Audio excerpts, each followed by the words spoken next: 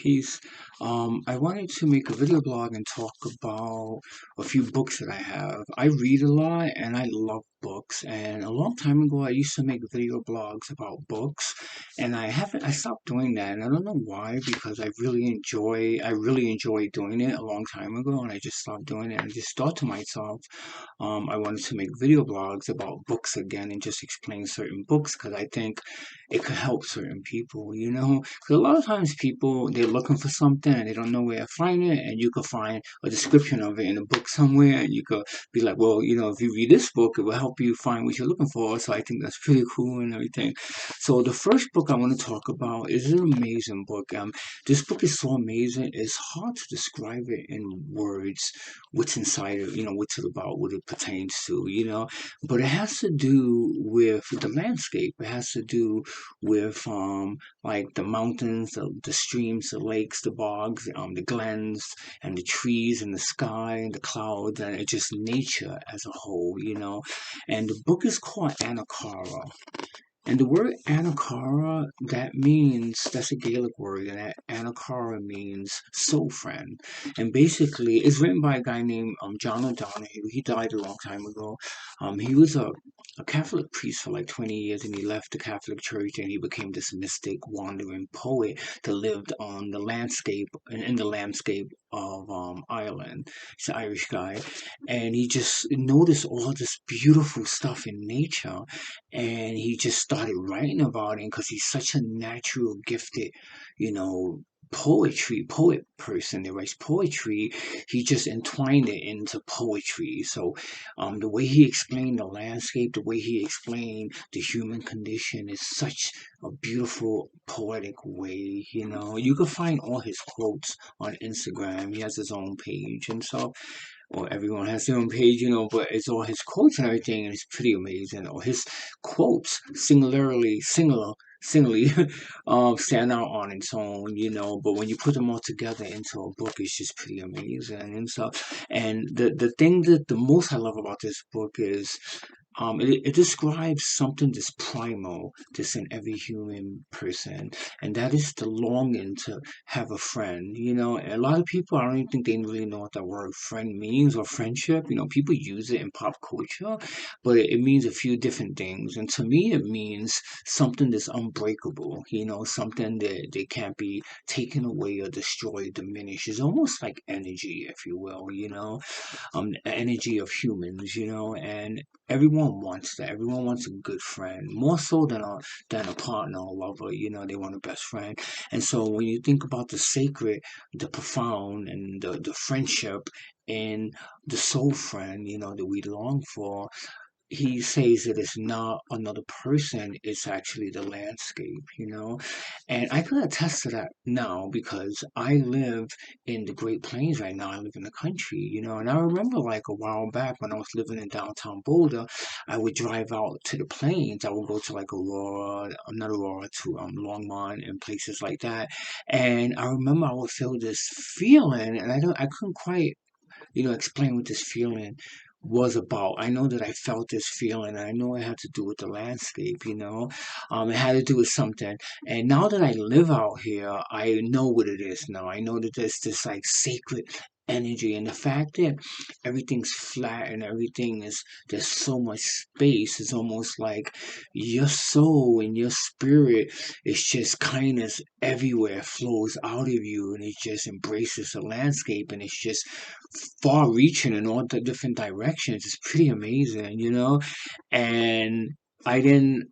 And then I reread this book, and I was just like, oh my God, because and at some point in this book, he explains how our souls get stretched in all different, southwest, east, north, all different corners of the world and stuff, the universe, if you will, and how we're connected to, like, there's a friendship that has that bond together that's connected us, and then that friendship is the land, so I understand it way more now and stuff. And so this is one of my favorite books of all time. Now the other book is actually a book that's more connected to pop culture, but I love it because I just finished reading it, and it just blew my mind how amazing this book is. It's by Marianne Williamson, and she's really super popular. She used to hang out with Oprah, and she's been on the Oprah show a bunch of times, and I think that in a way, Oprah Winfrey diminished her because she made her so popular and she made people go out and buy her books and everything. A lot of her writings is like not taken seriously anymore because she's such a big pop phenomenon, you know. I mean, not so much now, but like 10 years ago, I guess, or a while back and stuff. But I think that's unfortunate because reading this book, this is her latest book, I think. But reading this book, it just blew my mind. This book, and I'm like, oh my gosh, she's such a great writer. And to give you a little bit about her history, she grew up in the religion of Christian Science, which is not Scientology. A lot of times I use that word Christian Science. People think Scientology. They go, what do you mean? That's that Hollywood cult. Scientology. I go, no, two different paths. So Christian Science was a spiritual path that was founded in the 1890s by Mary Eddy Baker. That was her name, and this is probably one of the most interesting women in the American 19th century. I think she grew up in Boston, and something happened when she fell down and she hit her head, and she was like in a coma for like a month. I don't know the whole story and everything, but anyway, when she woke up, she had this revelation about what God was, and she was actually an early feminist, and she spoke a lot about the equality between men and women back in the 1890s and everything, and she's the forerunner of a lot of the feminist writers who came after her. But she's still, like, people don't know who this person is because she's associated with the Christian Science movement and everything. But the way, because she was a woman first and foremost, and then she was a writer, she was a poet and everything, and she believed in equality, which rightfully so, right? But that's how she described our relationship with God. And also, that's how she described our innerness. And what I mean by our innerness, like what we have inside of us, what we are craving, what do we want to be exposed, what do we want to come out of us, you know? And it's all tied into our independence of how we see ourselves independently of one another and everything, you know? And a set of which is stark contrast to the Christian theology or the Christian divinity, which is based more on a sheepish sensibility, if you will, meaning, you know, a person being a sheep and being passive to a shepherd and following the shepherd and following the flock. And we all know how dangerous that is because then people that's the development of the conformist mentality, right? You know, if we start following one shepherd, you know, we all start thinking alike, and that kind of diminishes creativity. It diminishes critical thinking, and really encases us and imprisons us into kind of a force, if you will, ideology that's composed of like made up rules, standards, and regulations, you know.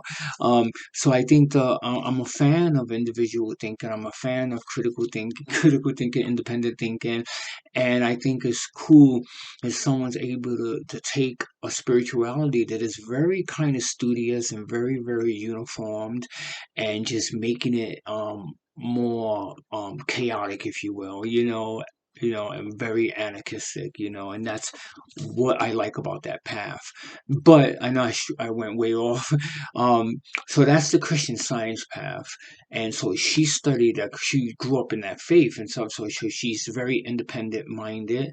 And then so when she writes from that point of view of the individual seeking out something, but not following the shepherd and not conforming to the herd mentality, but being independent, being who we are meant to be as individuals, and expressing and still being a part of the divinity, part of the divine, part of the whole of everything, and so she explains that when she I don't know if she ever left, but she became got involved with A Course in Miracles, and A Course in Miracles is one book that was written I think in 1975 by this lady who had this revelation, and that she saw God and Jesus as a scientific thing, not so much divinity or theology, but more so scientific. And she said, well, it could be explained simple by science, which I'm kind of a nerd, a science nerd.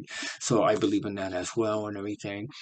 So she was in that for a long time, and then she stopped write, and then she started writing her own books, and then that's when she came up with, in a way, her own teaching. I wouldn't even call it a teaching because it's just universal truth, but she's just a narrative, if you will. And she has a certain type of vernacular that she uses, to describe these really hard, undescribable terms, this terminology, this, really been the backbone of the scholarly world, studious world, the academic world, and she brings it to the lay person, and she's able to explain it in a simplistic way, which I'm a fan of that, and everything.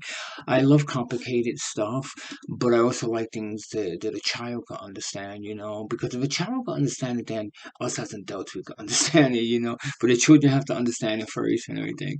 And so that's this book. Why don't I get this book? If you ever find it, they always have this book at the Goodwill for like $1.99. You could buy it, and it's so worth reading and stuff. Now, I just saw my books. Now, the third book is an amazing book. This book is a book written by Yogananda. So Yogananda is a very interesting guy. He founded the Self-Realization Center in Los Angeles. He came from in the 1920s from India, and he went straight to Malibu.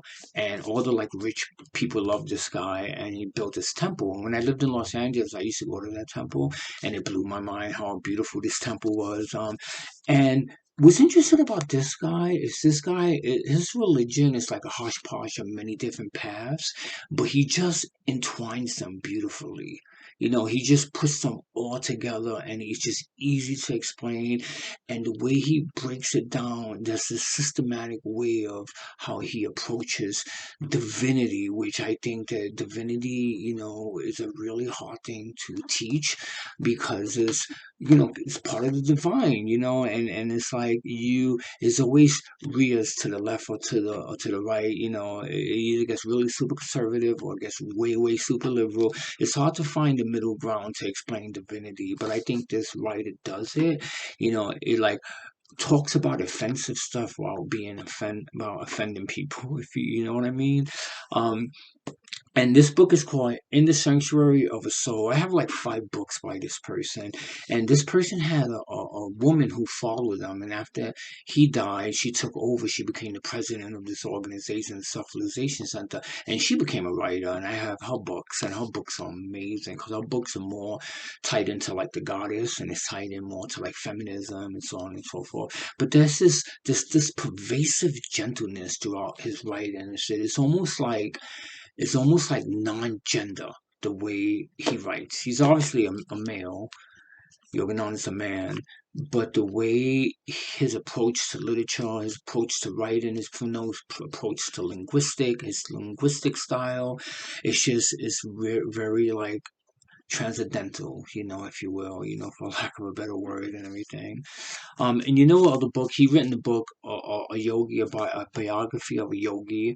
That's a really famous spiritual book. That's the book that spawned all yoga and all the stuff that came from the East that got really big in the 1950s and the 1960s that the Beatles follow and all that. He's the first one that spawned all that. He's kind of like the grandfather of all the Eastern Indian theology that came to America and became what we call now the New Age or the New Thought phenomenon, I guess, and the yogas, the systems, Kriya Yoga, and all that stuff and everything. So anyway, yeah, and I have some other books, but I can't find them. They're somewhere, and so that I want to make a video blog about. Well, if I find them, I'll do it. I'll make a video blog about them.